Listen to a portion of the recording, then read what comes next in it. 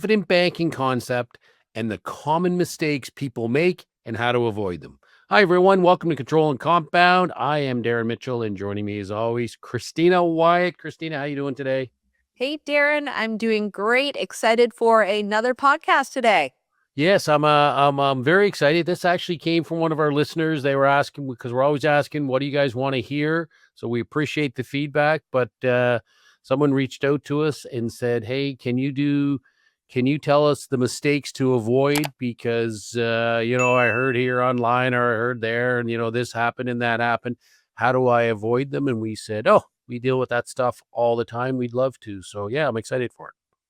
Yeah, you're absolutely right. I've definitely run into a lot of situations where I'm working with clients or new individuals, and they're like, I got set up with the infinite banking concept. And I take a look, not so much. And it's very hard to tell somebody that their baby's ugly, is what it would kind of be. So I'm excited to share it this way instead. Let's be proactive instead of reactive. I love that.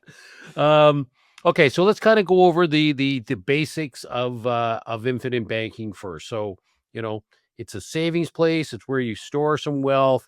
You put it in this specially designed high cash value life insurance that's going to compound tax free for the rest of your life. Okay, so we get compound tax free. We avoid those wealth destroyers, taxes, fees, volatility, and spending. So we stay on the compound curve like the wealthy. And then when we have an opportunity or emergency come along, we access tax-free loans, and the loans don't affect the growth of our policy because the loans come from the insurance company. We go do our thing, we pay back the loan, rinse and repeat. Now we have a bunch of other assets because we took advantage of opportunities. We hit retirement. Now we can create a tax-free income from that. And then eventually that death benefit that I hadn't mentioned yet is going to be massive. And we're going to have this tax free windfall, keep the properties in the family, keep the business in the family, leave money to the kids, set up charitable giving, whatever it is you want to do. But that's kind of big picture infinite banking concept. Did I miss anything there, Christina?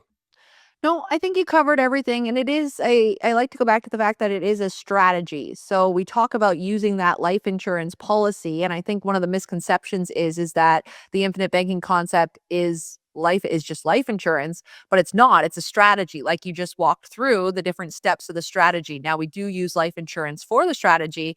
It's one piece. And that's kind of what we're going to talk about today, how we can, avoid some of the mistakes, not just with the product, which does happen, but with the strategy itself.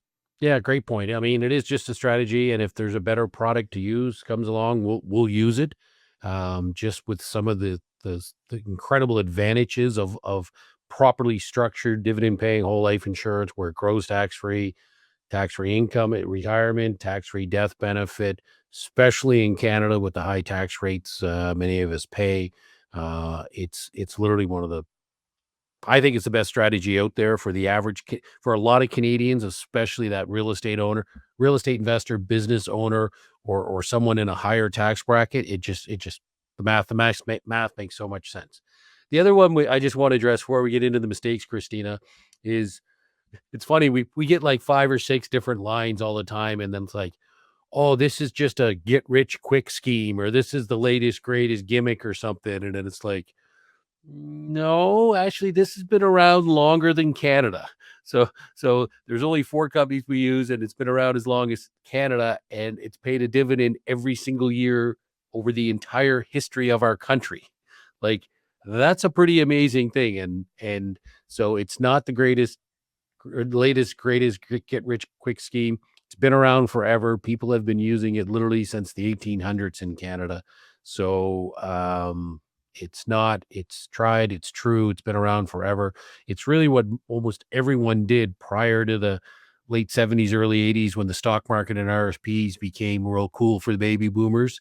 So it's been around forever.